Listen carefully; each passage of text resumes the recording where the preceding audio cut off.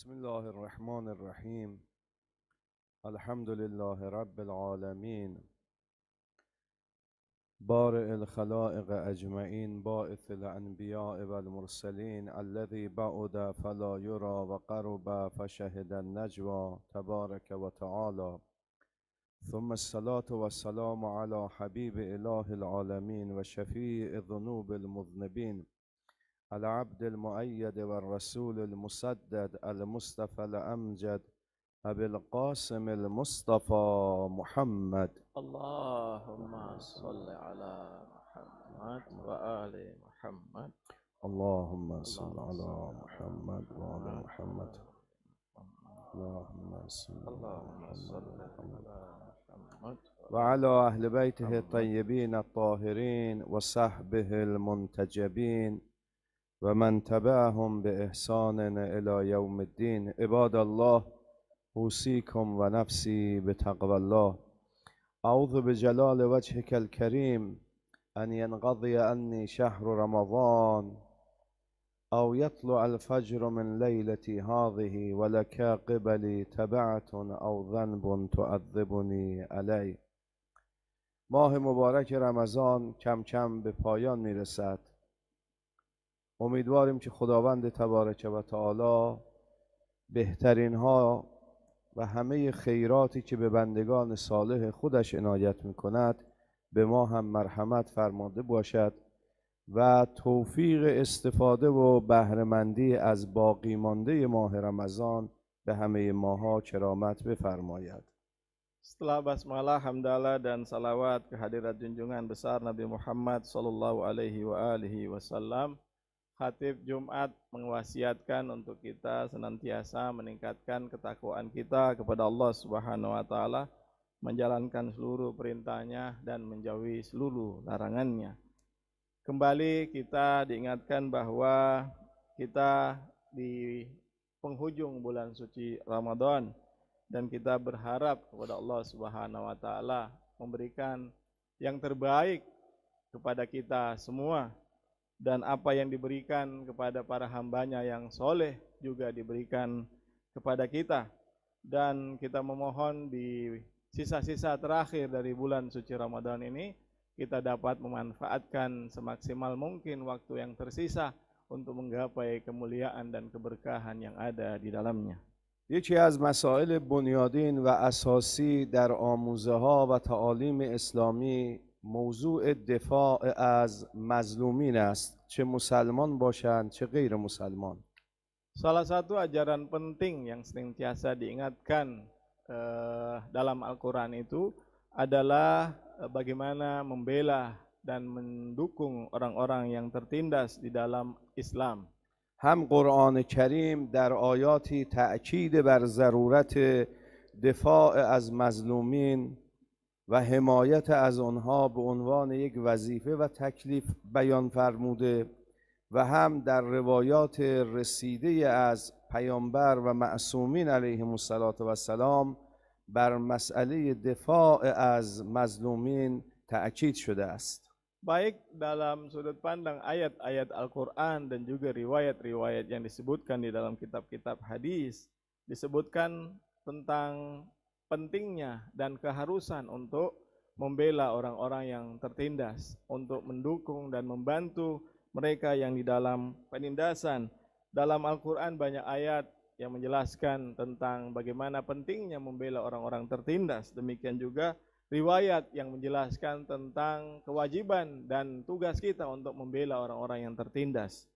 اسلام دین صلح و تسلیم در برابر حضرت حق تبارک و تعالی است، اما از آنجایی که صلح واقعی تا زمانی که ظالمان و مستکبران گروهی از مردم را مظلوم و مستضعف قرار میدهند شدنی و تحقق یافتنی نیست، خداوند در آیاتی از قرآن به صراحت علیه ظالمین اعلان جنگ نموده و بر مسلمانان فرض و واجب کرده است که از مظلومین و مستضعفین عالم حمایت کنند. Islam adalah agama yang cinta damai dan tunduk pasrah di hadapan kebenaran, dan di hadapan perintah-perintah Allah Subhanahu wa taala. Namun sepanjang perdamaian sejati belum tercapai dan penindasan masih saja berlangsung dan senantiasa menindas orang-orang yang tertindas, orang-orang mazlum, dan itu tidak mungkin tercapai, maka Allah Subhanahu wa taala menyatakan perang di dalam ayat-ayatnya melawan orang-orang yang menindas dan orang-orang mustakbirin, dan memerintahkan kaum muslimin, kaum mukminin dan juga masyarakat Islam untuk menjadikan ini sebagai tugas dan taklif mereka di dalam membantu dan menolong orang-orang yang tertindas. صلح در اسلام از جایگاه بسیار رفیعی برخوردار است. بر همین اساس خداوند تبارک و تعالی در قرآن کریم سوره نساء وقتی سخن از صلح میگوید و الصلح خیر، صلح بهترین است، برترین است، لذا همواره ترغیب به صلح کرده است. Di dalam ayat-ayat suci Al-Quran, umpamanya tadi ayat yang dibacakan, Islam memerintahkan pertama dan utama untuk menciptakan perdamaian dan menganggap perdamaian itu sebagai sebuah sesuatu yang syarat dengan nilai dan yang sebaik-baik kondisi, dan seutama-utama kondisi itu adalah perdamaian, dan dinyatakan di dalam Al-Quran wasulhu khairun, dan perdamaian itu adalah sebuah kebaikan.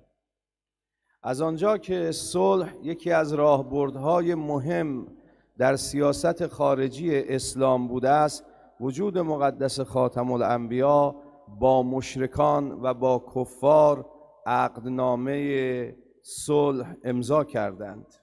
Mengingat pentingnya perdamaian, maka Rasulullah Shallallahu Alaihi Wasallam itu menandatangani perjanjian damai dengan orang-orang musyrik ketika beliau hidup di Mekah dan Madinah. بر اساس آیات قرآنی و عقل بشری و حکم شریعت اسلام وفا به پیمانهای صلح تا زمانی است که طرف مقابل پایبند به قراردادهای صلح بوده باشد، اما وقتی اونها نقض کردن ما هم وظیفه‌ای به ادامه اون قرارداد نداریم. خداوند در سوره توبه آیه 4 می‌فرماید الا الذين عاهدتم من المشرکین ثم لم ينقصوكم شيئا ولم يظاهروا عليكم احدا. اگر مشرکین بر پیمان صلح پایبند بودند شما هم هرگز اون پیمان رو نقض نکنید. Berdasarkan pada ayat-ayat Al-Quran, prinsip-prinsip akal dan juga kefitraan manusia dan juga hukum syariat, Islam memerintahkan untuk setia dan menjunjung tinggi perdamaian dan perjanjian damai di antara yang berjanji di antara mereka.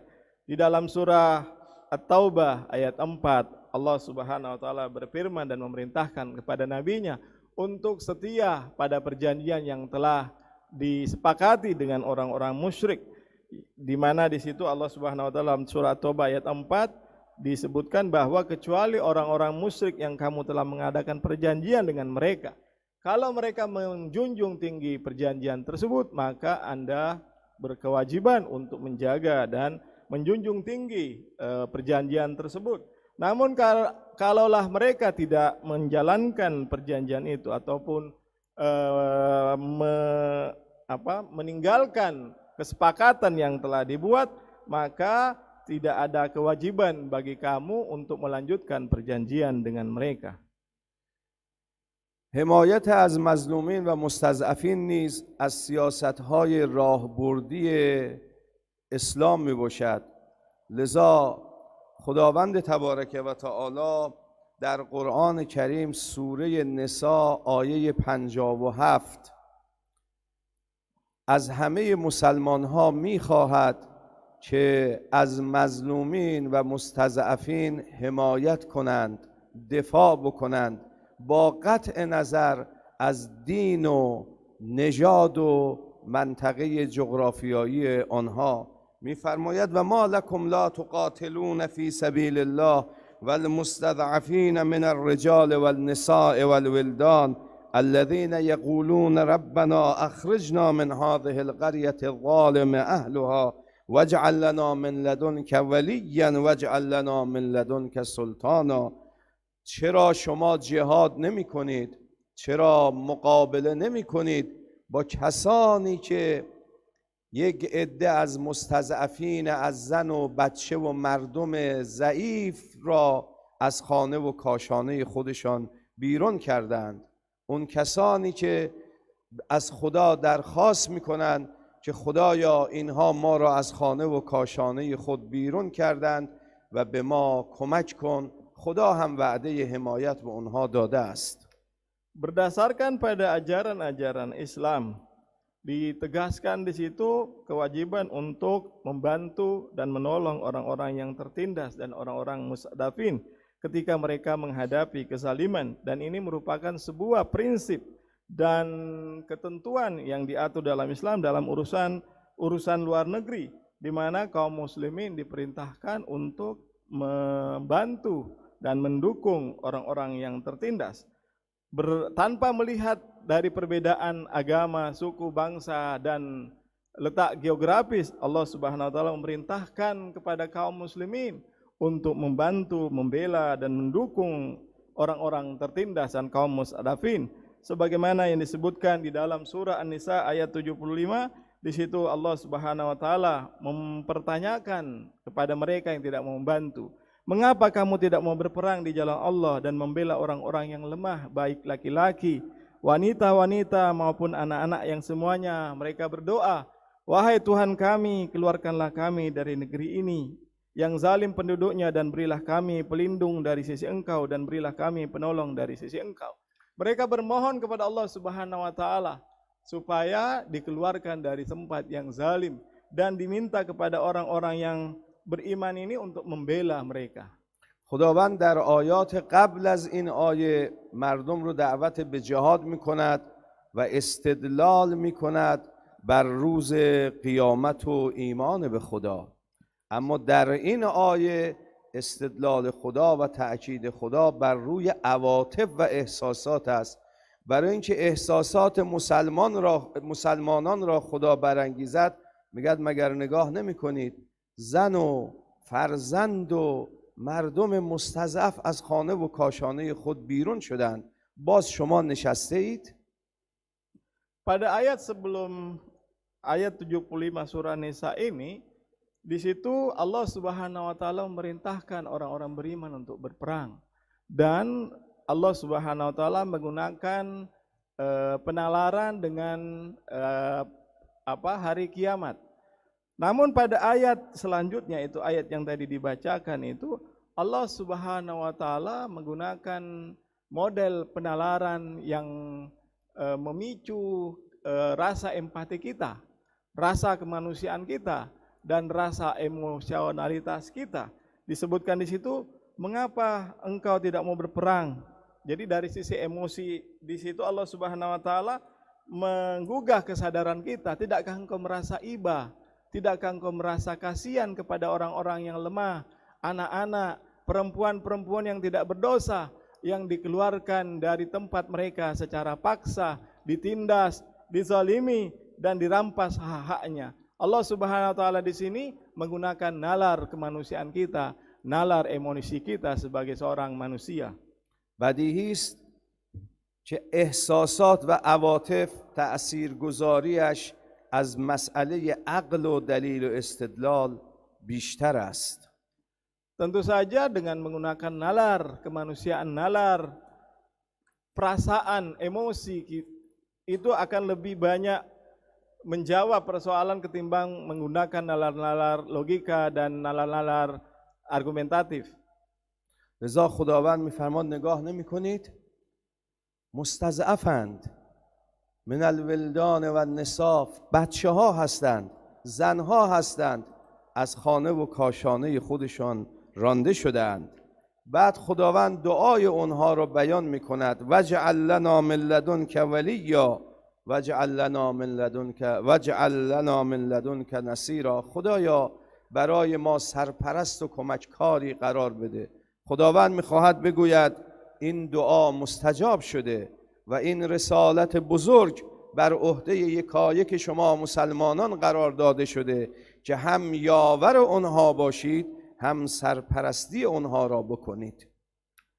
Allah Subhanahu wa taala menegaskan, tidakkah engkau melihat anak-anak yang tidak berdosa, perempuan-perempuan yang lemah, orang-orang tua yang renta, mereka harus ditindas, harus dirampas hak-haknya, diusir dari negeri mereka. Ini Allah Subhanahu wa taala menggunakan nalar emosi kita supaya bergerak dan turun untuk membantu, menyingkirkan lengan baju untuk membantu mereka.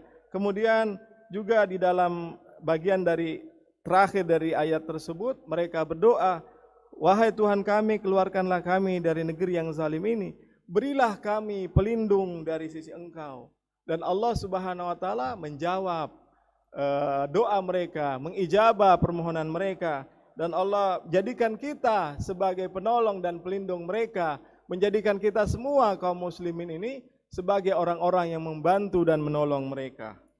خداوند در سوره انفال آیه 79 هم می‌فرماید و ان استنصروکم فی الدین فعلیکم النصر، اگر آنها از شما کمک خواستند فعلیکم النصر، بر شما لازم و ضروری است که اونها را کمک و یاری کنید. Kemudian Allah Subhanahu wa taala sekali lagi di dalam ayat 72 surah Al-Anfal menegaskan bahwa sekiranya mereka memohon bantuan kepada kalian, maka wajib dan mesti bagi kalian untuk membantu mereka yang meminta pertolongan. این سیاست خارجی و راهبردی اسلام نه تنها در قرآن مورد توجه قرار گرفته، بلکه در سنت و روایات ما هم مورد تأکید قرار گرفته شده. Kebijakan luar negeri dan strategi Islam ini, yaitu membantu orang-orang yang zalim, itu juga tidak hanya mendapatkan penekanan dari ayat-ayat saja, namun juga disebutkan di dalam riwayat-riwayat yang menegaskan pentingnya untuk membantu orang-orang yang tertindas. این روایت معروف و مشهوری است که در تمام کتاب‌های بزرگان اهل سنت و همچنین شیعه نقل شده که پیامبر فرمودند من اصبح ولم یهتم به امور المسلمین فلیس بمسلم، کسی که شب را به صبح بیاورد یا روز را به شب ببرد و توجهی به نیاز مسلمان ها نکند، او در زمره مسلمانان قرار ندارد.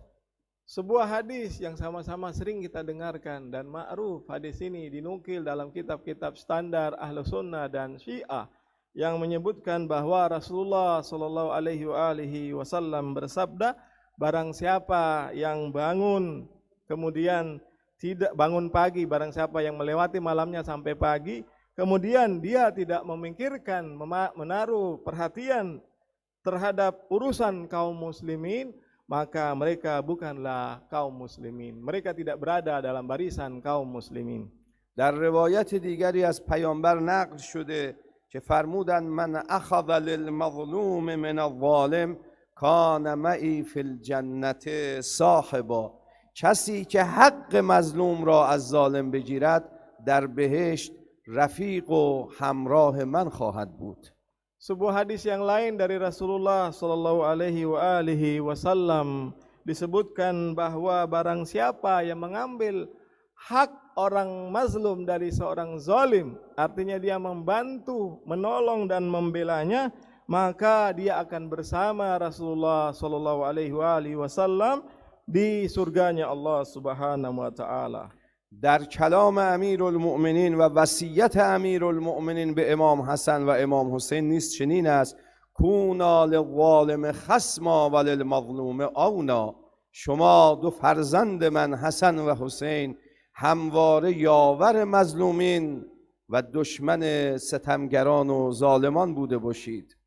Demikian juga dari Amirul Mukminin Ali bin Abi Thalib alaihissalam, kita mendengarkan sebuah hadis yang disampaikan oleh beliau kepada putranya Hasan dan Husain, di mana beliau bersabda bahwa hendaklah engkau menjadi penolong dan pembantu orang-orang yang tertindas, dan jadilah musuh bebuyutan bagi orang-orang penindas.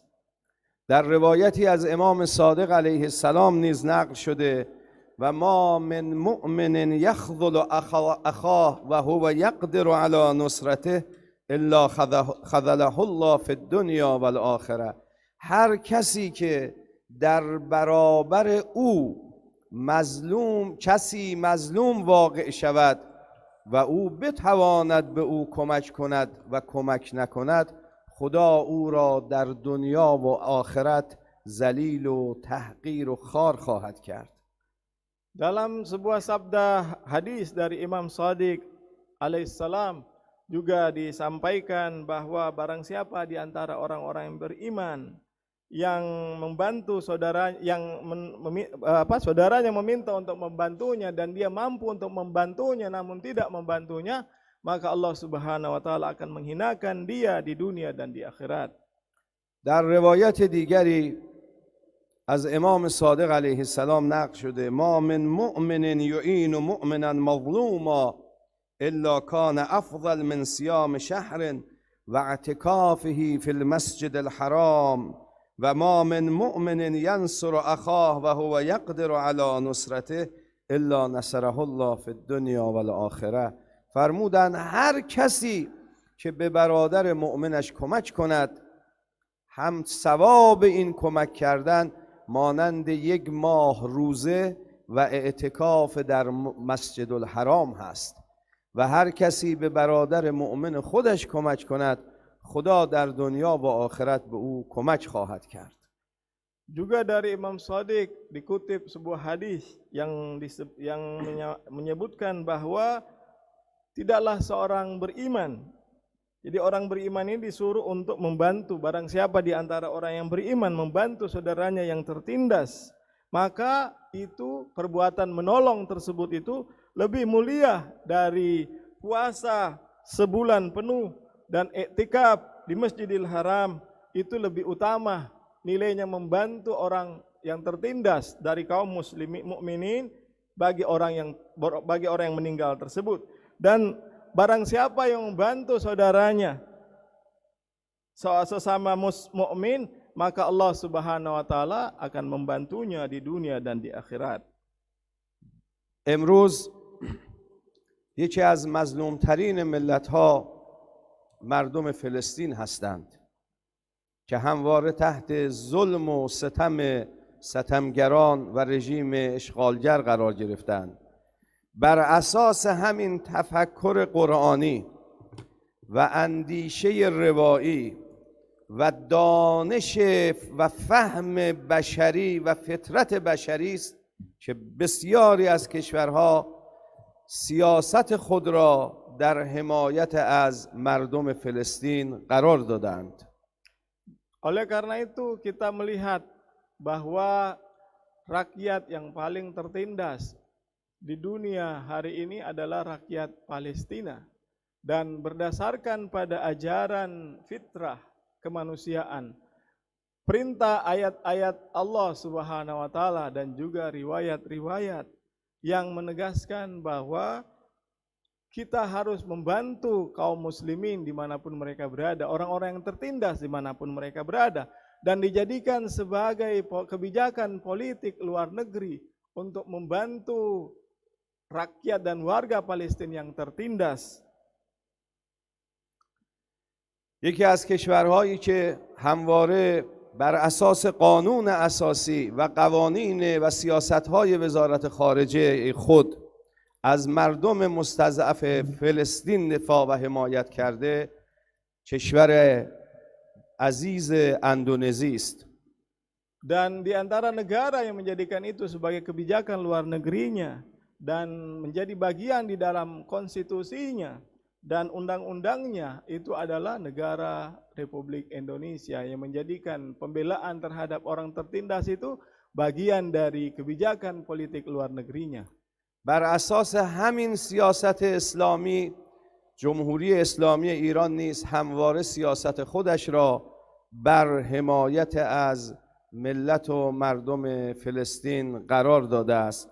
لذا در سال 2015 در دیداری که رهبر انقلاب معظم انقلاب اسلامی با سفرا و نمایندگان خارجی داشتند، همین روایت از امیرالمؤمنین کونا للظالم خصما و للمظلوم اونا را بیان کردند و فرمودند ما لازم است که از مظلومین عالم حمایت و کمک بکنیم. Demikian juga berdasarkan pada fitrah kemanusiaan, perintah ayat dan riwayat, dan juga menjadi kebijakan politik luar negerinya, yaitu membantu orang-orang tertindas, maka Republik Islam Iran juga menjadikan ini sebagai kebijakan luar negerinya dan menjadikan bantuan dan dukungan terhadap rakyat tertindas Palestina sebagai kebijakan luar negerinya. Karena itu pada tahun 2015 ketika pemimpin Revolusi Islam Iran, Imam Ali Khamenei, di dalam sebuah pertemuan dengan para duta besar negara-negara Islam yang bertugas di Tehran, di Iran, beliau menyampaikan bahwa hendaknya kita mengikuti perintah dari Amirul Mukminin, yaitu menjadi penolong bagi yang tertindas dan musuh bagi para penindas.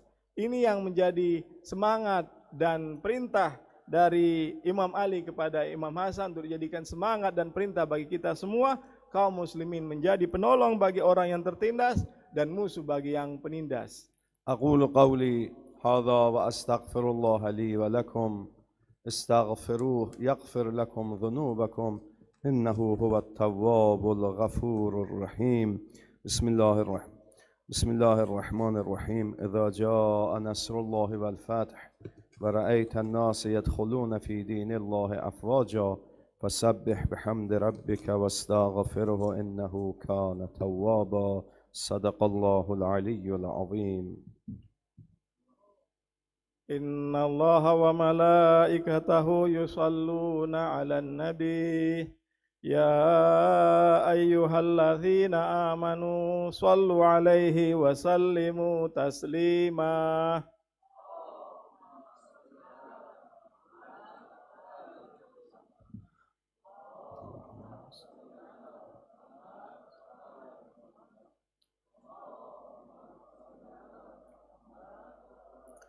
بسم الله الرحمن الرحيم. الحمد لله رب العالمين وصلى الله على سيدنا ونبينا أبي القاسم المصطفى محمد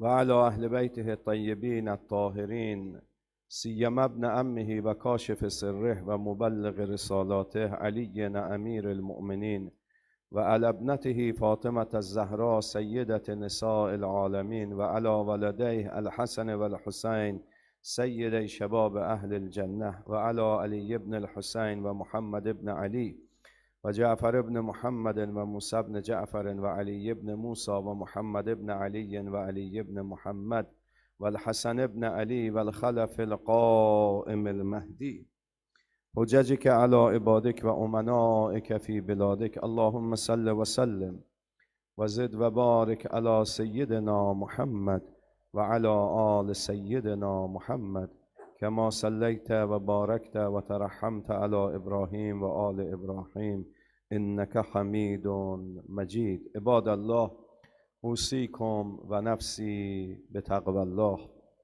ایام ماه مبارک رمضان یکی پس از دیگری سپری شده است. چند روزی بیشتر باقی نمانده است. از خداوند تبارک و تعالی مسئلت داریم که در باقی مانده ماه مبارک رمضان به همه ماها توفیق قرب و بندگی و عبادت عنایت بفرماید. Setelah basmalah, hamdalah dan salawat kehadirat junjungan besar Nabi Muhammad sallallahu alaihi wasallam, khatib pada khutbah kedua ini mengingatkan kembali, mewasiatkan kepada kita untuk bertakwa kepada Allah Subhanahu wa taala. Hari-hari bulan Ramadan telah kita lewati dan sebentar lagi kita akan mencapai hari terakhir di bulan Ramadan. Kita memohon kepada Allah Subhanahu wa taala supaya di hari-hari yang tersisa dari bulan Ramadan ini menganugerahkan kepada kita taufik penghambaan dan kedekatan kepadanya. ماه مبارک رمضان اونقدر فضیلت دارد که اولا قرآن رو در این ماه نازل می کند. دقت کنید، نه این که به خاطر نزول قرآن شب قدر عظمت پیدا می کند، نه، شب قدر اونقدر عظمت دارد که قرآن رو به پایین می آورد از ملأ اعلی و در این ماه قرآن نازل می شود و ملکی می شود، زمینی می شود. Bulan Ramadan ini teramat mulia dan penuh keagungan dan keberkahan. Yang pertama adalah bahwa Al-Quran diturunkan di bulan Ramadan. Allah Subhanahu wa Ta'ala menurunkan Al-Quran ini pada satu momen istimewa, yaitu bulan Ramadan, di mana Al-Quran yang tadinya bersifat samawi, bersifat langit, kemudian pada bulan Ramadan ini Allah turunkan Al-Quran di dalamnya, kemudian dia turun ke bumi. شب قدر در این ماه شبی است که اونقدر بزرگ است که تمام ملائکه و رئیس ملائکه به نام روح همه اونها به زمین نازل می شوند. مگر در زمین چه خبر است؟ Malam-malam Lailatul Qadar atau malam Qadar ini sedemikian mulia sehingga seluruh malaikat, bahkan pemimpin malaikat yang disebut sebagai ruh, itu juga turut serta bersama malaikat-malaikat, ribuan malaikat yang lain turun ke bumi. Ada apa gerangan di bumi mereka sehingga mereka turun ke bumi? تنزل الملائکة و الروح، همه ملائکه تا قیام قیامت در شب قدر به زمین نازل می شوند. Ayat yang tadi beliau sebutkan adalah bahwa pada malam Lailatul Qadar ini para malaikat semuanya turun ke bumi hingga hari kiamat pada malam-malam Lailatul Qadar. امیدوارم که خداوند تبارک و تعالی توفیق بهره بری از شبهای قدر و روزهای آینده ماه رمضان به همه ماها عنایت بفرماید. Kita memohon kepada Allah Subhanahu wa Ta'ala, semoga kita dapat memanfaatkan secara maksimal kemuliaan, keagungan dan keberkahan malam-malam Lailatul Qadar. Demikian juga hari-hari yang tersisa dari bulan suci Ramadan ini. 2500 سال قبل از میلاد حضرت مسیح قبیله از جزیره العرب در منطقه فلسطینی فعلی سکونت گزیدند. 2500 tahun sebelum Masehi, sebelum kelahiran Nabi Isa, satu kabilah dari semenanjung Arabia itu melakukan hijrah ke pantai selatan Laut Mediterania yang disebut hari ini sebagai daerah Palestina. بعد از گذشت صدها سال حضرت ابراهیم خلیل از عراق به این سرزمین که نام او کنعان بود هجرت کرد. Kemudian setelah ratusan tahun setelahnya, itu Nabi Ibrahim itu hijrah dari Irak ke satu tempat yang dulu disebut sebagai Kan'an. سپس فرزندان حضرت ابراهیم به این سرزمین آمدند و قوم بنی اسرائیل شکل گرفت. Kemudian anak-anak keturunan dari Nabi Ibrahim juga hijrah dan memenuhi tempat itu, kemudian Bani Israel terbentuk. دقت کنید، فرزندان حضرت ابراهیم به این سرزمین کوچ کردند و آمدند و مردم اصلی اونها نبودند. Coba diperhatikan secara seksama bahwa anak-anak Nabi Ibrahim yang melakukan hijrah, migrasi ke tempat ini yang tadinya sebelumnya itu berada di tempat lain, kemudian migrasi ke tempat yang sekarang ini. حضرت ابراهیم خلیل در همونجا رحلت کردند و در همونجا مدفون شدند، لذا اون شهر رو الخلیل نامیدند. Kemudian Nabi Ibrahim pun tutup usia dan wafat di tempat yang sama. Lalu tempat itu juga dikenal dengan nama Al-Khalil karena tempat kuburan dari Nabi Ibrahim Al-Khalil. در این منطقه اتفاقات و حوادث زیادی افتاد تا اینکه حضرت عیسی مسیح مبعوث به رسالت شد. Banyak kejadian dan peristiwa yang terjadi di tempat ini hingga Nabi Isa alaihissalam pun kemudian diutus. حضرت عیسی مسیح در شهر ناصره بود. Nabi Isa Al-Masih itu berada di kota Nazaret. مردم این سرزمین به دو دسته تقسیم شدن. یک عده آیین یهود رو قبول داشتند و یک عده هم ایمان به حضرت عیسی آوردند. Kemudian warga di tempat ini terbagi menjadi dua.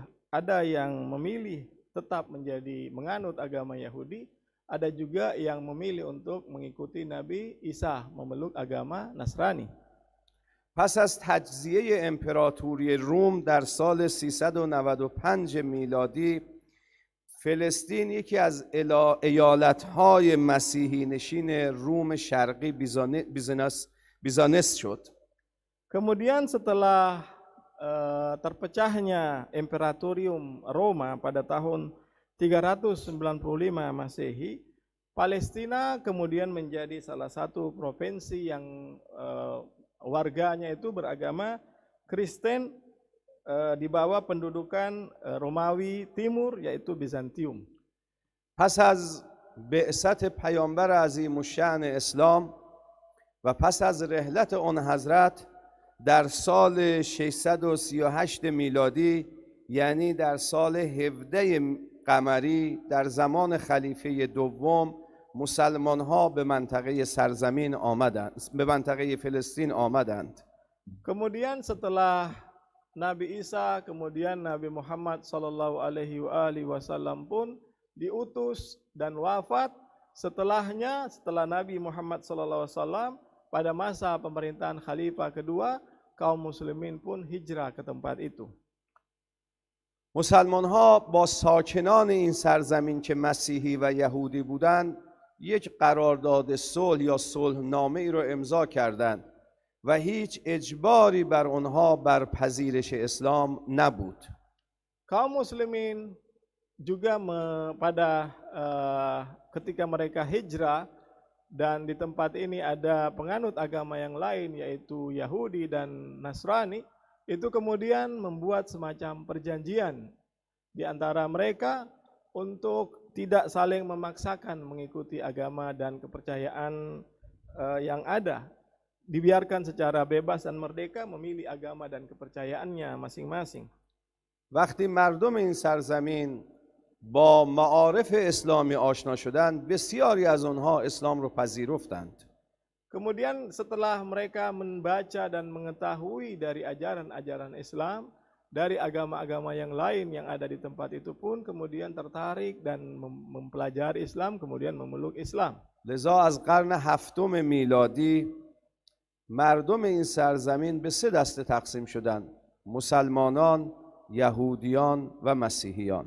Oleh karena itu pada abad ke-7 Masehi, itu orang-orang yang ada di tempat itu kemudian terbagi menjadi tiga.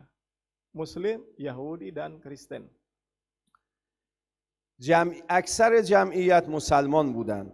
در مرتبه دوم مسیحی و در مرتبه سوم یهودی. Kemudian komposisi dari populasi yang ada pada saat itu, mayoritas warga masyarakat pada saat itu memeluk Islam, kemudian pada level kedua memeluk agama Kristen dan level ketiga memeluk agama Yahudi. این منطقه با توجه به اینکه اکثریت آنها مسلمان ها بودند تحت حکومت اسلامی اداره میشد.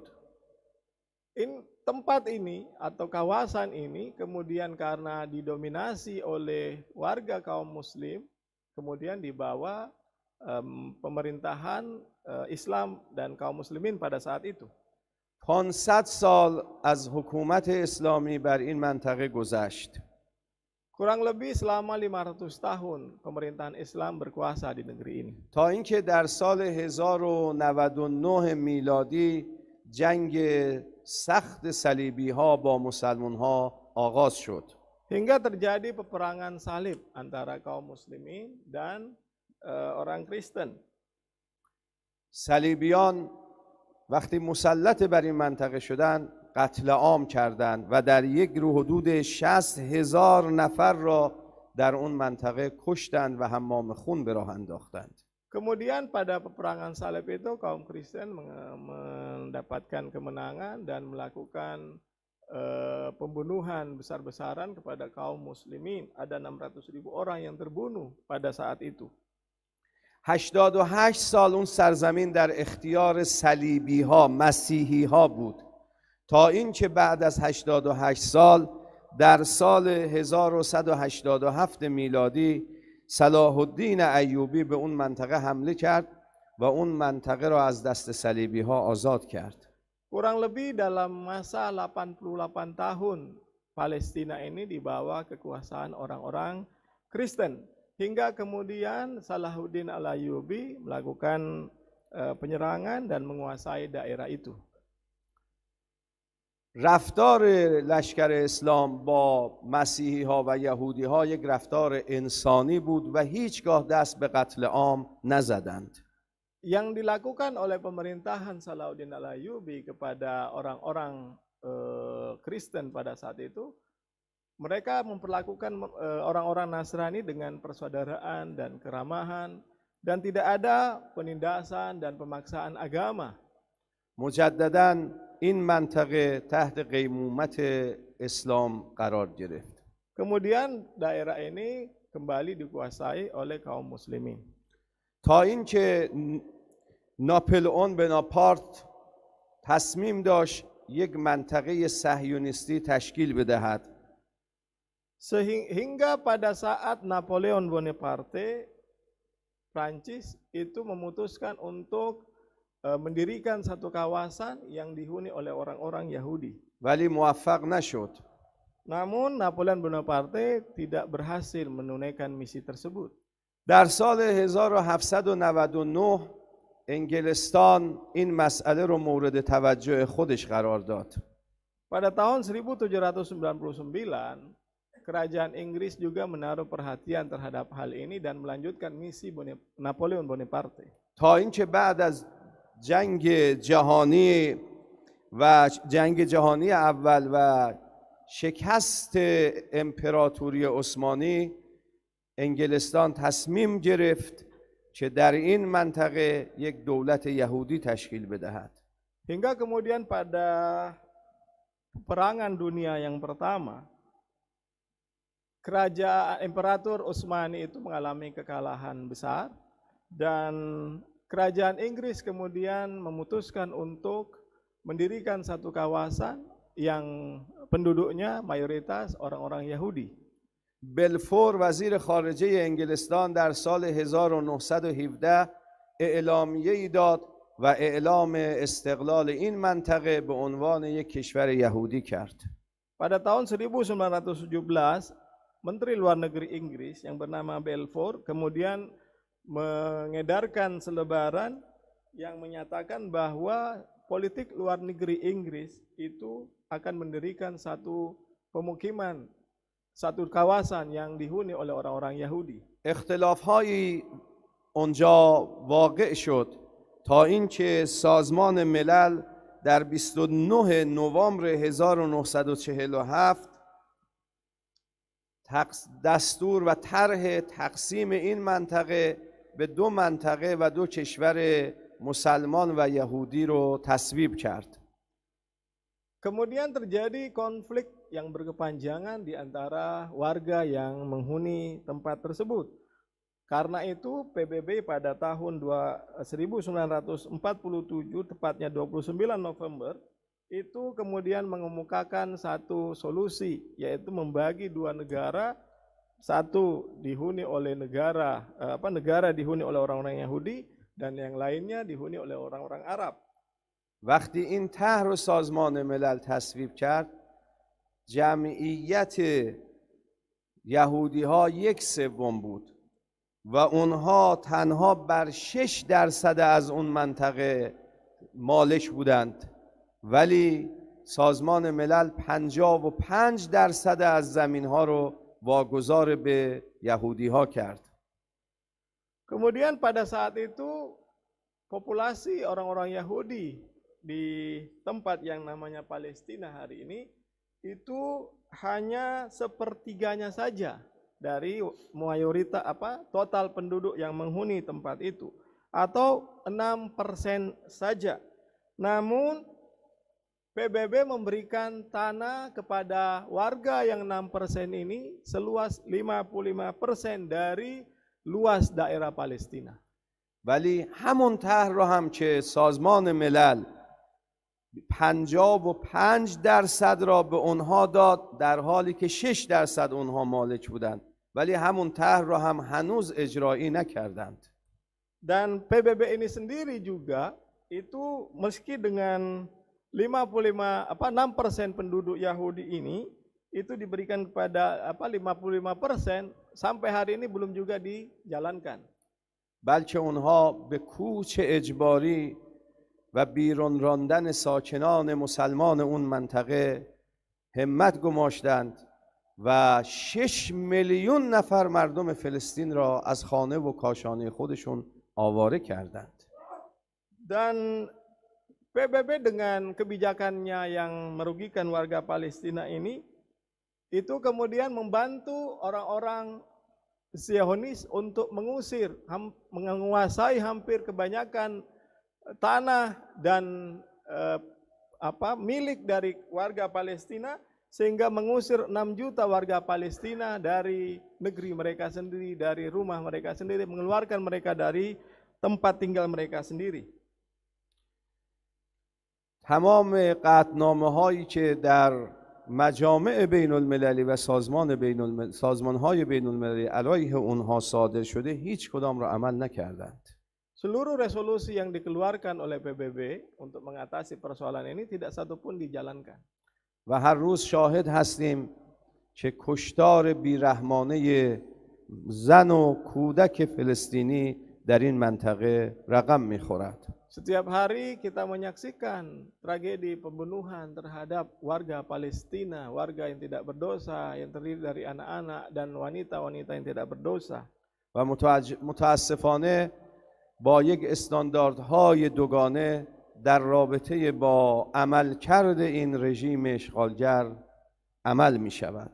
Namun amat disayangkan dengan standar-standar ganda yang dijalankan oleh organisasi-organisasi dunia, itu mereka semakin mengambil tanah Palestina dan mengeluarkan mereka dari tempatnya. Amat disayangkan tidak ada satupun dari resolusi yang disepakati untuk pemecahan masalah tidak dijalankan sampai hari ini. از خداوند متعال مسئلت داریم که همه مسلمانان و همه مظلومان جهان را کمک و یاری فرماید. Kita memohon kepada Allah Subhanahu wa taala, semoga Allah Subhanahu wa taala membantu kita untuk menolong saudara-saudara kita yang tertindas dan yang terusir dari negerinya mereka sendiri. بر اساس آیات قرآن که در خطبه اول عرض کردم و روایاتی که عرض کردم و سیاست راهبردی اسلام، رهبر کبیر انقلاب حضرت امام خمینی آخرین جمعه ماه مبارک رمضان را به عنوان روز قدس اعلام کردند که همه مسلمانان جهان از این ملت مستضعف و زجر کشیده حمایت کنند و براءت خودشان را از ظلم‌هایی که بر آنها می‌شود اعلام بدارند. Berdasarkan pada ayat-ayat yang dibacakan tadi dan riwayat dan juga tuntutan fitrah kemanusiaan dan juga kebijakan politik luar negeri dan strategi politik luar negeri, pemimpin besar Republik Islam Iran, Imam Khomeini, mengumumkan Jumat terakhir di bulan Ramadan ini sebagai hari Quds sedunia dalam rangka untuk menyatakan pembelaan dan dukungan terhadap warga tertindas Palestina dan mengumumkan berlepas diri terhadap penindasan ini. Dan hari ini adalah hari Jumat terakhir yang diumumkan oleh Imam Khomeini tersebut sebagai hari solidaritas kita kepada warga tertindas, warga yang Palestina yang mengalami penderitaan sampai hari ini. از همه شما برادران و خواهران محترم که در این روز مهم در این مراسم شرکت کردید، به ویژه از برادران عزیز و ارجمندمان در سفارت جمهوری اسلامی ایران و سرپرست محترم این سفارت جناب آقای رونق تقدیر و تشکر میکنم. Karena itu saya ingin menyampaikan rasa terima kasih dan penghargaan setinggi-tingginya kepada antum semua yang telah terlibat di dalam upaya dukungan moral kepada bangsa tertindas Palestina dan juga menaruh perhatian penting terhadap masalah ini. Saya ucapkan terima kasih, demikian juga kepada pejabat-pejabat dari Kedutaan Besar Republik Islam Iran, pejabat sementaranya yaitu saudara saya yang terhormat Bapak Mahdi Raunak atas dukungannya dan partisipasinya. اللهم اغفر للمؤمنين والمؤمنات والمسلمين والمسلمات الأحياء منهم والأموات تابع بيننا وبينهم بالخيرات إنك مجيب الدعوات إنك غافر الخطيئات إنك على كل شيء قدير. اللهم انصر الإسلام والمسلمين، اللهم انصر من نصر الدين، اللهم أيد من أيد الدين، اللهم لا تسلط علينا من لا يرحمنا ووفقنا لما تحب وترضى واجعل عواقب أمورنا خيرا. أعوذ بجلال وجهك الكريم أن ينقضي عني شهر رمضان أو يطلع الفجر من ليلتي هذه ولك قبلي تبعة أو ذنب تعذبني عليه. أقول قولي هذا وأستغفر الله لي ولكم فاستغفروه إنه يغفر ذنوبكم. بسم الله الرحمن الرحيم. والعصر إن الإنسان لفي خسر إلا الذين آمنوا وعملوا الصالحات وتواصوا بالحق وتواصوا بالصبر. صدق الله العلي العظيم وصدق رسوله النبي الأمين الكريم ونحن على ذلك من الشاهدين والشاكرين والحمد لله رب العالمين.